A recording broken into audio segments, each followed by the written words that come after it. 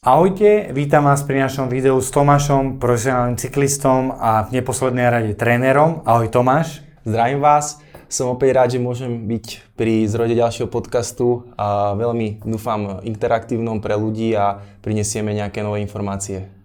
Cieľom bolo po našich početných diskusiách vlastne ľuďom priniesť tie poznatky, ktoré ty si na nás prenášal.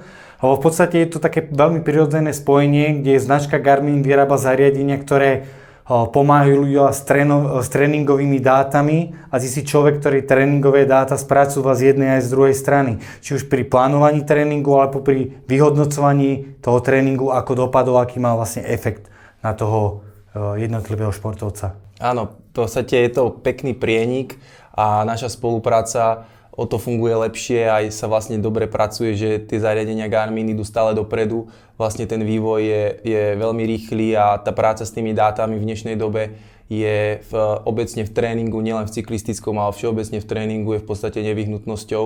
Povedzme tie časy v minulosti, kedy sa trénovalo a to vyhodnotovanie bolo naozaj náročné, sú preč. V dnešnej dobe je všetko cielené, tréningové metódy a prvky sú presne určené, majú jasný cieľ, vďaka ktorému potom nastáva progres a vlastne spolupráca so zariadeniami, ktoré ich pomáhajú získavať a následne aj čiastočne vyhodnocovať nám trénerom povedzme troška uľahčuje tú prácu so zverencom a zase naopak ten zverenec má tú istotu toho, že ten progres vie dosiahnuť rýchlejšie, efektívnejšie a za povedzme menší čas. Ty si vlastne odpovedal na moju otázku, ktorú som mal pripravenú ako otváraciu, že to trénovanie podľa pocitu je pravdepodobne už dávna história, keď veľakrát to ľudia ešte stále hovoria.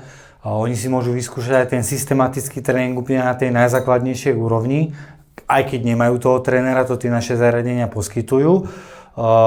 Ja by som sa chcel ale spýtať, že ktoré sú tie také základné tréningové údaje, ktoré ty získavaš a spracúvaš a prečo? Tak ako si v úvode spomenul, ja by som ťa aj troška upravil, pretože ten pocit v tom tréningu a pocit zverenca je veľmi, veľmi dôležitý. Ja viem, ako si to myslel. Myslel si to tak, že v podstate ak som športovec, ktorý je cieľavedomý, chcem dosahovať progres, chcem sa zlepšovať, mám závodné ambície a jazdím bez tachometra, povedzme bez hrudného pásu, možno už aj bez powermetra a idem len štýlom, že vyrazím na bicykel, uvidím, ako to pôjde, idem si to užiť.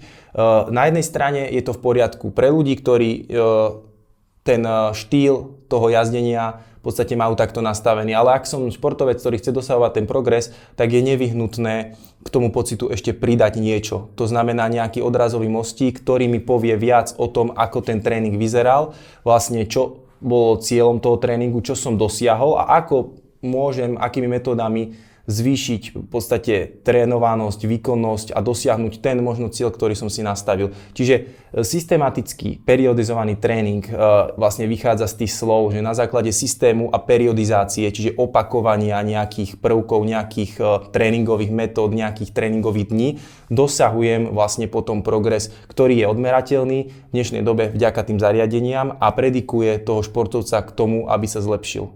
Hej? Čiže v podstate je to komplex nejakých údajov, ktoré sú, ako vravím, veľmi dobre zmerateľné v dnešnej dobe, sú veľmi dobre cielené, ale ešte pred nimi je strašne dôležitá tá úvodná vec. A to je tá športová, povedzme, diagnostika, športová ako keby zdatnosť toho zverenca, že viem vlastne, kde sa nachádzam, aké je moje úvodné východisko a kam sa chcem dostať. To znamená, že musím byť nejako otypovaný, musím vedieť svoje nedostatky, svoje veci, ktoré potrebujem zlepšiť a vlastne na to slúži ten úvodný vlastne, ako by som to nazval, taký ako vstup do toho tréningu systematického a to je to, ako keď prídete k lekárovi, on vás nikdy nepoznal. On si vás musí proste nejakou prehliadkou zanalyzovať a urobiť taký ten úvodný zápis. A na to slúži vlastne tá úvodná diagnostika. Až potom môžeme vlastne vojsť do toho procesu tréningového, systematického. Hej. To je vlastne to, čo my veľakrát prizvukujeme tým užívateľom, ktorí hovoria, že ale mne to ukazuje blbosti.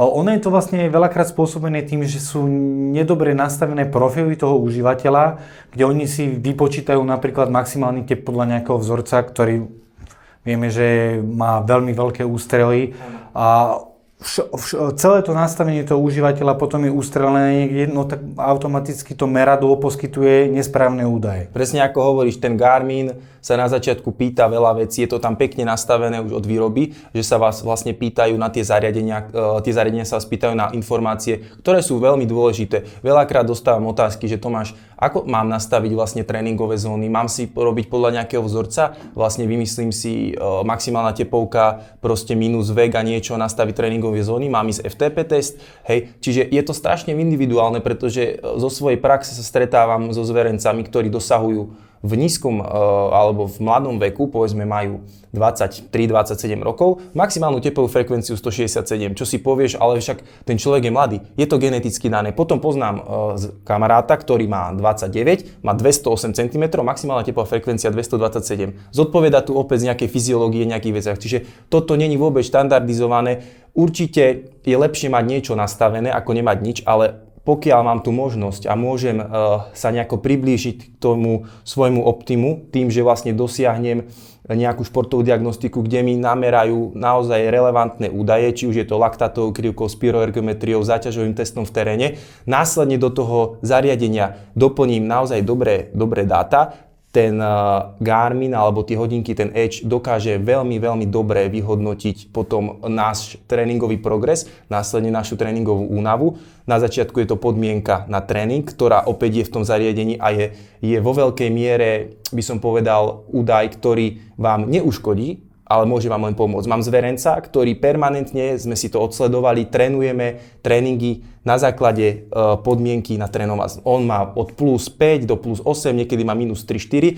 a ja to tam pekne ráno vidím, pretože ten môj Training Peaks, to je vlastne aplikácia, cez ktorú fungujem.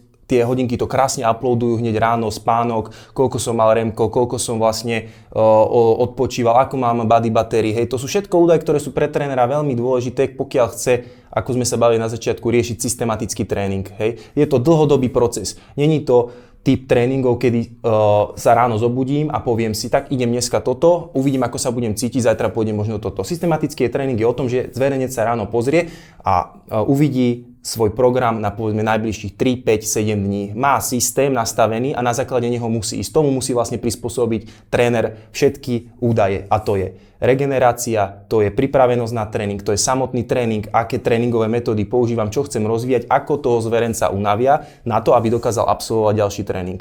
A na to všetko nám práve slúžia tieto zariadenia, ktoré nám pomáhajú vyhodnocovať tieto dáta a viem vlastne o to lepšie a presnejšie nastaviť tréning a to je to, čo som povedal. Preto v dnešnej dobe trénovanie len na samotný pocit nemá až taký význam. Ty si veľakrát spomenul aj tie iné dáta, ako sú len tréningové, to znamená ten nejaký monitoring zdravia, ktoré tie naše nositeľné zariadenia poskytujú, pretože ty ich máš vlastne 24 hodín, 7 dní v týždni na ruke. Hovoril si o niečom, strašidelné slovo, superkompenzačná krivka a toto je vlastne také ako keby taká pomôcka na tom, kde sa ten človek na tej krivke nachádza, ak to správne chápem. Presne tak, tie hodinky samozrejme, že sú zariadenia, ktoré dokážu ešte presnejšie určiť HRVčko, ešte presnejšie určiť body battery, ale to by sme na sebe museli mať proste ďalšie snímače, ktoré nie sú komfortné pre tých ľudí, ale vo veľkej miere v dnešnej dobe skoro každý nosí hodinky, ľudia si vedia zvyknúť, tie zariadenia vedia byť od malých po úplne veľké, podľa toho, aké má kto veľké zápestie, ruku, čiže dajú sa prispôsobiť a veľmi, veľmi dôležité, čo som spomínal aj v minulých podcastoch, keď sme točili, je dôležité mať nazbierané dáta, informácie. Nemôžem vyhodnocovať na základe pár dní nejaké údaje, nejaké body battery. Proste ten Garmin si potrebuje urobiť z nejakého časového hľadiska zber dát a na základe toho, na základe rôznych impulzov, ktoré dostávaš počas vlastne týždňov, dní, či už je to tréningom, či už je to nejakým stresom v práci, či už je to nejakou chorobou, on dokáže potom lepšie vyhodnotiť vlastne všetky tieto hodnoty. Samozrejme, že vychádza na základe nejakých ako keby vzorcov a dát, ale je to vo veľkej miere vec, ktorá nám veľmi, veľmi dokáže pomôcť. Určite to není na škodu a naopak aj ako sme sa bavili, že ten Garmin ponúka takého toho trénera na začiatok. Je to opäť vec, ktorá väčšinou ľudia majú problém ten, že sa preceňujú. Trénujú viac ako zvládnu, hej. A tento tréner je nastavený skôr naopak. Dáva menšie impulzy, ľahšie tréningy, ale ten zverenec vie systematicky dlhodobo pracovať. Nestane sa ti to, že ten tréner ti nastaví tréning tak, že vlastne ty nie si schopný odtrénovať 3-4 dní po sebe. Hej, tak to nefunguje. On je nastavený veľmi citlivo, veľmi presne a to je dôležité, že skôr ten tréning je podhodnotený, pokiaľ samozrejme nemám zle nastavené dáta, čo sme sa bavili, hej, že pokiaľ tam mám proste nastavené. On sa ťa aj pýta, tam sú pekné údaje, že on sa ťa opýta, aká intenzita to pre vás dneska bola, hej, od 1 do 10. To je ten pocit. Tak, ktorý je dôležitý. To tam zadáš, hej, a on už vie, aha, tak išiel som povedzme nejaký tempový beh, mal som tam nastavený 3x kilometr v nejakom tempe, bolo to pre mňa 8, aha, tak počkaj, tak ale to je tempový tréning, ktorý by mal byť možno do 5 a dám pocit, že som sa cítil akože smajlík v pohode, že to nebolo úplne ťažké ani ľahké, tak on vie na budúce, že buď ti má pridať, alebo ti má ubrať, na ďalší deň ti zvolí, no tak dneska máte aktívnu regeneráciu, hej, čiže dá sa s tým pracovať, myslím si, že pre veľa ľudí na začiatok to môže byť dobrý odrazový mostík. No, hovoríme o Garmin Coach a to sú vlastne adaptívne tréningy, ktoré presne ako ty hovoríš, oni sa vlastne prispôsobujú tebe a tomu, ako ty tie tréningy vykonávaš, lebo veľakrát som sa stretol s tým, že niekto chcel začať systematicky trénovať a on si proste našiel na internete niekde nejaký tréningový plán a začal ho akože naplňať. Niekedy sa stalo, že vynechal tréningovú jednotku alebo viac, alebo bol medzi tým chorý a to samozrejme potom podľa mňa nezodpovedalo presne tomu, čo by bolo pre neho ideálne. Určite také tie nárazové tréningy, že v veľkej miere ľudia majú potrebu, ja to vidím sám, keď trénujem s verencov, si pridávať. Cítim sa dobre, pridám si, ale ja sa im snažím vysvetliť, že cieľom tréningu nie je vždy skončiť unavený, skončiť so svalovicou, skončiť s nejakou bolesťou. Podľa toho, akých zónach sa ten tréning nachádza, takú náročnosť mu prikladám. Hej, čiže keď viem, že ma čaká, ako som spomínal, možno nejaký tempový beh, kde vlastne pracujem v zóne 3, maximálne ku anaerobnému prahu, viacej nejdem, pretože je to tempo. Ten pocit by mal nejako zodpovedať. Určite by som nemal mať extrémnu svalovicu, nemal by som byť unavený, na ďalší deň by som mal normálne fungovať. Pokiaľ to tak není, znamená to, že ten tréning nebol správne odtrénovaný, že niekde nastala chyba. Buď mám zle nastavené data, to znamená, že mám zle nastavené tréningové zóny, alebo na druhej strane ja som trénoval moc náročne, alebo môže byť ešte tretí faktor, nebol som dostatočne pripravený na tréning. To znamená, že tam mohla byť nejaká ako keby únava z predchádzajúcich dní, môže prichádzať nejaká choroba, môže byť nejaký stres v práci, nedostatočný spánok, hej, v podstate môže mať nízku body battery. To je všetko to, čo ti vie potom pomôcť a lepšie nastaviť ten tréning do budúcna. Čiže bavíme sa naozaj teraz o tom basicu, o tom, čo sú schopné nám ponúknuť tie zariadenia, s ktorými pracujeme, pokiaľ nemáme nejakého osobného trénera, ako sme sa bavili. No ono to tak aj je myslené, že vlastne ten Garmin Coach je taká ochutnávka na ten systematický tréning, keď niekto teda má tú vôľu, že by chcel k tomuto pristúpiť takýmto spôsobom a nemá možnosť hneď vyhľadať nejakého trénera, alebo veľakrát ľudia majú špecifické časové potreby napríklad, lebo sú to samozrejme pracujúci ľudia, takže oni sa musia nejako prispôsobovať. Ešte pri tom Garmin Coach si môžeš nastaviť, že ktoré by mali byť tvoje tréningové dni, ktoré by mal byť ten dlhší tréningový deň.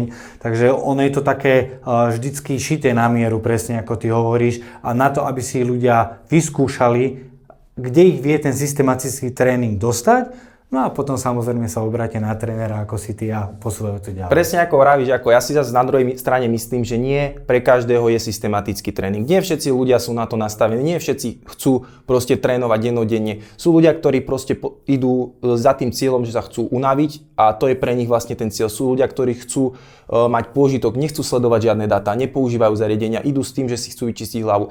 Ja rozumiem všetkým stránkam, ale presne ako si povedal, na začiatku je to o tom, že ten človek si to vyskúša, zistí, či je to, čo je pre neho a vo veľkej miere aj mne, keď riešime nejaké konzultácie so zverencami, ktorí chcú prísť do nejakého tréningového procesu, vychádzajú z toho, no ja som trénoval na základe toho kouču, mne sa to páčilo a teraz by som chcel tomu pridať ešte nejaký ako keby osobitý prístup. To, že ti niekto ten tréning naplánuje a ty čakáš tú odozvu, to zhodnotenie od toho trénera. Bohužiaľ toto zatiaľ Garmin nerobí, že ti nevie napísať, vieš čo, ahoj Tomáš, tak dneska ten tréning bol výborný, vieš čo, ale daj si pozor na toto, toto by sme zase chceli veľa, ale od toho sú zase tí osobní tréneri, ktorí by proste mali mať ten kontakt s tým zverencom a na základe toho vlastne potom je to taký ten stupienok vyššie a samozrejme, že nebudeme si klamať, ten progres je ďaleko vyšší ako u toho kouča, ale na druhej strane je to bez starosti, Hej, je to povedzme bez nejakých investícií a je to pre ľudí, ktorí povedzme majú naozaj ten čas, nemajú ho veľa, ale chcú niečo pre seba urobiť a majú vlastne k dispozícii tie zariadenia, ktoré to, musíme povedať, bezplatne ponúkajú. Hej, v podstate tam ty si to nastavíš na začiatku a vieš proste s tým fungovať a myslím si, že vo veľkej miere je to výhodné.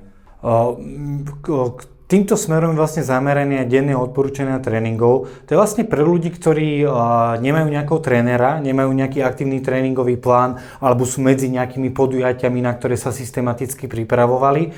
A oni to vlastne na základe tej tvojej tréningovej aktivity, ktorá je alebo ktorú ty robíš, dáva doporučenia v rôznych segmentoch, či už sú to vysokoaerobné alebo nízkoaerobné tréningy a anaerobné tréningy, aby ty si sa vlastne udržiaval v nejakej forme. Takže ty nemusíš úplne totálne byť teraz zameraný, to je to, čo vlastne získavaš tým osobným trénerom, že on je zameraný vlastne na to, aby ťa posunul čisto dopredu, ale takéto udržiavanie alebo nie s určitým cieľom, na to je perfektne napríklad deň doporučenia. Presne, ja si myslím, že to je o tom, že pre ľudí, ktorí nechcú tlačiť na pílu, ale chcú tam mať nejaké impulzy. Vo veľkej miere napríklad osobne mne ľudia hovoria, Tomáš, mne sa páči, keď tam mám tie intenzity, pretože to je také pestré, je to také hravé. Na druhej strane nie vždycky tie intenzity majú zmysel, ale keď tí ľudia to chcú, tak ja tie intenzity viem zacieliť povedzme v nižších zónach. Že v podstate ten rozvoj tam není taký, ale je tam tá hravosť, je tam taký ten pocit toho, že mi ten tréning ubehne. A toto všetko sa tam dá pekne ponastavovať a ako si spomínal, to odporúčania a tie tréningové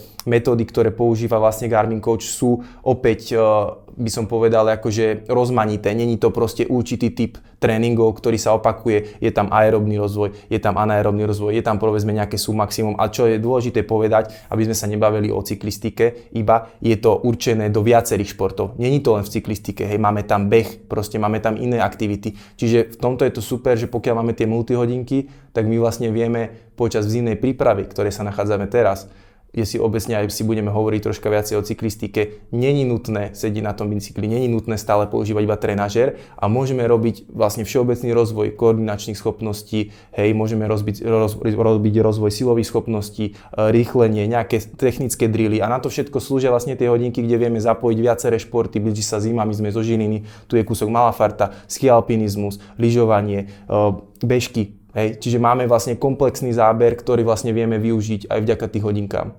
Sa mi páči, že ty skôr ako sa opýtam, odpovieš, lebo to bola jedna z ďalších vecí, na ktorú som chcel proste zaviesť diskusiu a to je, či cyklista trénuje iba na bicykli, ale viditeľne nie teda. No viditeľne nie, ale samozrejme, opäť, aby sme sa vrátili zase k tej podstate. Začiatok je ten, že treba si určiť obdobie, v ktorom sa nachádzame, treba si určiť cieľ, ktorému sa chceme dosiahnuť. A dôležité je správne naplánovať tie jednotlivé, by som na začiatku povedal, makrocykly. To sú tréningové modely, na základe ktorých vlastne mám rozštruktúrovaný ten tréning do veľkých objemov a následne v nich doplňujem také tie mikrocykly, to sú niekoľkodenné tréningy. Ako môžeme uviesť príklad teraz konkrétne na nás cyklistov. My sa nachádzame vlastne v všeobecnej zimnej príprave. V podstate teraz sú už podmienky, kedy už sa blíži troška tá zima, máme po sezóne, povedzme závody nám končili v septembri, v októbri. Nastavoval nejaký aktívny odpočinok, to znamená, že bicykel sme odložili bokom, riešili sme nejaké kompenzácie, to znamená nejaká turistika, riešili sme nejaký ľahký beh, začali sme s nejakou koordináciou vo fitku, hej, čiže osvojovanie si nejakých zručností, vrchná časť tela, rozhýbať proste hrudník, hej, ramena, nejaké plávanie. A teraz sa nachádzame vlastne vo všeobecnej zimnej príprave, kde ja doporučujem obecne nechcem povedať minimalizovať bicykel, ale snažiť sa robiť doplnkové športy, ktoré majú priaznivý vplyv na ten opačný stereotyp a aparát, to znamená od spodu hore vrchná časť tela, pretože obecne bicykel je, či chceme, či nechceme, je to jednostranné zaťaženie. Pracujeme prevažne s dolnou časťou tela, vršok vo veľkej miere, keď sa bavíme v cestnej cyklistike, ochabuje. Vidíme ten trend v Pro Tour cyklistike, začínajú v veľkej miere cvičiť core cvičenia, využívajú posilovňu, robia kompenzačné veci, zistili a pochopili, že pokiaľ chcú fungovať dlhodobo a nechcú byť v tej cyklistike len na pár rokov a potom vlastne, by som povedal, do starého železa kvôli tomu, že majú problémy s chrbticou, majú problémy vlastne hrudníkovou časťou, to znamená, že vo veľkej miere sa nám ten hrudník zatvára, my naopak potrebujeme byť otvorení, pretože to dýchanie a všetko je veľmi dôležité, tak na to, co slúži tá zimná príprava a obecne na rozvoj silových schopností. Pretože či chceme, či nechceme, cyklistika je aerobný šport, hej, vo veľkej miere vytrvalostný šport a my k tomu potrebujeme kompenzovať to zaťaženie a keď chceme budovať rozvoj sily a maximálnej sily, nedá sa to robiť iba na bicykli. Furt je to vo vytrvalosti. To, čo som povedal, že ľudia si myslia, že pokiaľ ja budem jazdiť len do kopca, že rozvíjam silu. Rozvíjaš silu, ale aerobnú silu v aerobnom režime v určitom proste, v určitej dĺžke a už to není zapájanie kreatínfosfatového systému, ktorý vlastne slúži bez kyslíka, hej, funguje bez kyslíka. Toto je vlastne systém, ktorý funguje s kyslíkom a samozrejme môžem znižiť prevod, môžem ísť ťažký prevod, ale automaticky, pokiaľ pri tom dýcham, pokiaľ to neviem vykonávať bez zadržania dýchu, hovoríme proste o aerobnom režime, hej, a práve tá posilovňa a ten silový tréning je presne opačný prípad. Čiže doporučujem obecne cyklistom rozvíjať vlastne svoje telo alebo tú schránku vlastne viacerými spôsobmi a využívať práve pritom aj iné športy ako len je bicykel. Ja práve naopak, ja sa priznám, že ja som teda cyklista už veľmi dlho, ale to nie je môj primárny šport. A ja hlavne v zime využívam cyklistiku na trenažery, na budovanie tej aerobnej základne širokej a snažím sa jednoducho nabiť tú kondičku, koľko to ide.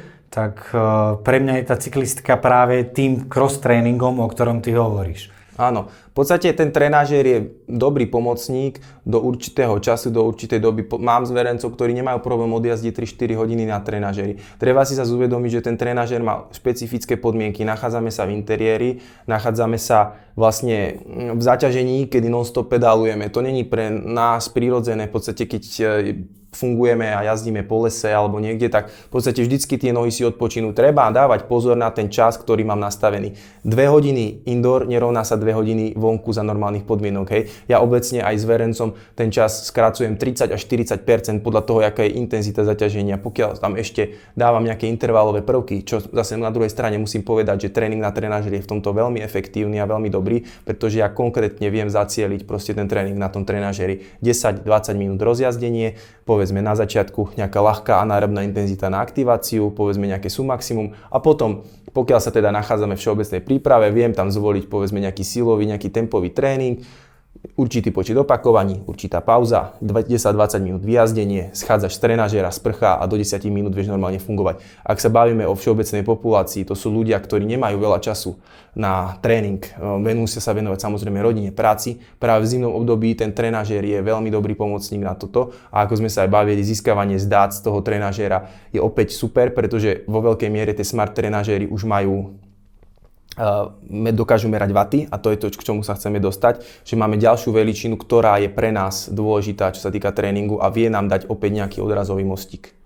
Keď sme spravili príspevok o tých otázkach, ja som si tam dovolil hneď napísať prvú, že ako je to vlastne s tým tepom a s tými vatmi, že či sú obidve rovnako dôležité, čo je dôležitejšie, ako to vlastne je? Áno. V podstate presne v dnešnej dobe je ten trend toho, že už vo veľkej miere ľudia začínajú vnímať powermeter a vaty. Už vedia, že to je nejaký nástroj, ktorý naozaj dokáže stimulovať organizmus a treba si uvedomiť, že naozaj pokiaľ sa ja ako tréner pozerám do hĺbky to, ako to telo funguje, tak naozaj ten powermeter a ten výkon je len nejaký stimul. Hej. V podstate ja na základe tých vatov dám telu stimul a už ten organizmus reaguje podľa toho, aká je záťaž. Čiže powermeter a vaty obecne sú vlastne nemenné veličiny. Hej. V podstate 400 W je 400 W. Samozrejme medzi je určitý rozdiel, či idem na nízkej kadencii, hej, aký vlastne svalový tónus napätie má, hej, pri tých vatoch. Čiže keď znížim kadenciu, samozrejme, že ten nárok na ten sval je vyšší, ale furt je to 400 W. Samozrejme zase na druhej strane je rozdiel, či to idem po rovine alebo do kopca, zase to vplyvá, ale 400 W je 400 W. Tepová frekvencia je ako keby odozva organizmu na zaťaž. Hej. To je veľmi dôležité a dokonca vo veľkej miere s verencom prizvukujem. Pre mňa je tepová frekvencia dôležitejšia ako výkon. Pretože výkon mi nepovie, pokiaľ nemáš nejaké dobré sebavnímanie, nevieš proste už úplne odhadnúť človek sám seba, že ako sa cítim, tak ten watt je watt proste. Hej. Ty máš nejaký pocit, ale nevieš to ďalej zmerať. To je ako výkon motora. Áno, kdežto ďalej máš tú tepovú frekvenciu a poviem úplný príklad. Nachádzame sa na začiatku tréningového týždňa. sadám na bicykel, som oddychnutý, povedzme v pondelok som mal voľno, útorok ma čaká tréning vo vytrvalosti, možno nejakej intenzity. Začnem ísť na bicykli, sledujem tepovú frekvenciu waty a dávam ich do pomeru, hej? Pretože už za ten čas viem vlastne, že povedzme pri takýchto tepoch viem ísť zhruba takýto výkon po nejakých 10-20 minútach. Zrazu vidím, že tá tepová frekvencia je nejaká si vysoká, ten watt je nejaký si nízky, hej? Môže to byť z 2 dôvodov alebo aj z 3, môžem byť príliš oddychnutý, to znamená, že tie regeneračné procesy sú natoľko, že vlastne sadnem na bicykel a pre mňa a pre to telo je to taký stimul, že vlastne tá tepová frekvencia je vysoká a organizmus sa potrebuje zapracovať do toho výkonu, potrebuje sa zapracovať do toho pohybu. Hej, to je jeden dôvod. Ďalší dôvod môže byť to, že na mňa môže ísť nejaká choroba. Hej, to znamená, že metabolizmus je rýchlejší, je to náročnejšie pre ten organizmus, samotný pohyb, preto tá tepová frekvencia je vyššia.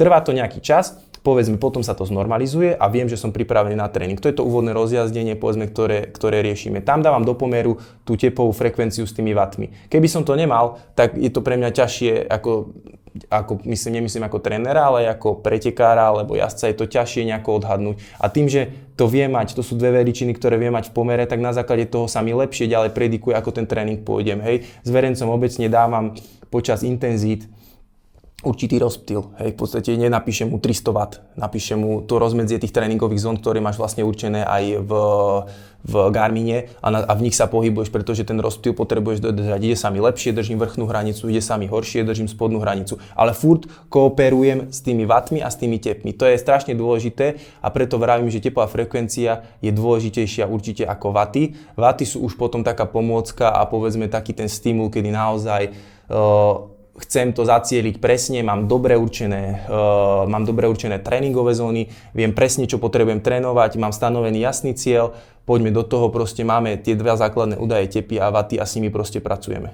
Keď to tak zhrniem, tak v podstate waty použijem, keď už to telo vlastne mám otestované, viem napríklad nejaké FTP, ktoré mám, nastavím si tie zóny wattové alebo výkonu a naopak tep je ten efekt na to naše telo, ako to ono celé nesie. Áno, presne ako hovoríš, ja aj môžem povedať z praxe strašne veľa skúseností. Vo veľkej miere mi ľudia na začiatku píšu alebo hovoria: Tomáš, počuj, a mne tie tepy strašne lietajú, že proste, že neviem to zastabilizovať, neviem proste s tým pracovať. Ja hovorím vždycky, je dobré, keď tá tepovka reaguje, ako keď nereaguje. Keď tá tepovka nereaguje, vo veľkej miere to je spôsobené tým, že už je nejaká únava v tom organizme. Hej? A keď si uvedomíme, že by sme toto nemali a mali by sme len ten watt, vo veľkej miere povedzme si sami, tá sebareflexia toho, že som unavený, poviem si to, je to ťažké si to priznať. Hej? Čiže ja keď ako tréner nemám tú kontrolku toho, že tam nevidím tú tepovú frekvenciu a nepoviem mu, no počuj, ale pozri sa, teraz ideš už 200 W a máš 130 tepov, ale týždeň dozadu si na 200 W mal 140, ale to není tým, že si sa zlepšil. Hej?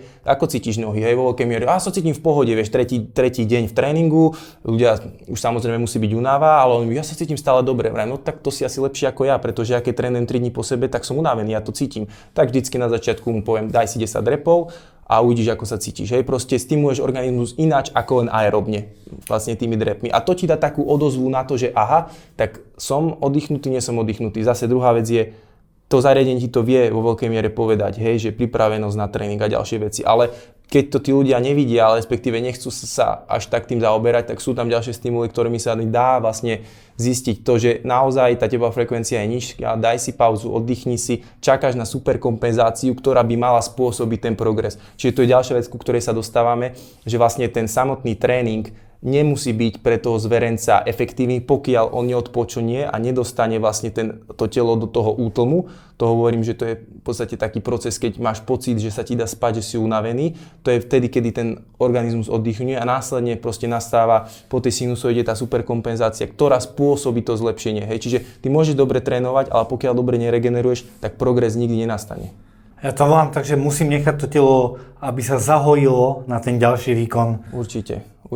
Takže ako by sme to ukončili, vlastne možno túto časť je vlastne to, že tá tepová frekvencia a waty navzájom spolu pracujú a ak mám niekomu doporučiť, venujte najprv čas tepovej frekvencie vo veľkej miere. Tí ľudia aj tak sú nedostatočne trénovaní, to znamená, že v podstate tá tréningová úroveň je nízka a práve tá tepová frekvencia je tá, ktorá nám krásne dáva odozvu. Ona behá, ona chodí v tých tréningových zónach od 3 do 4 a späť, kdežto ten watt by pre nás bol na začiatku dosť veľké trápenie.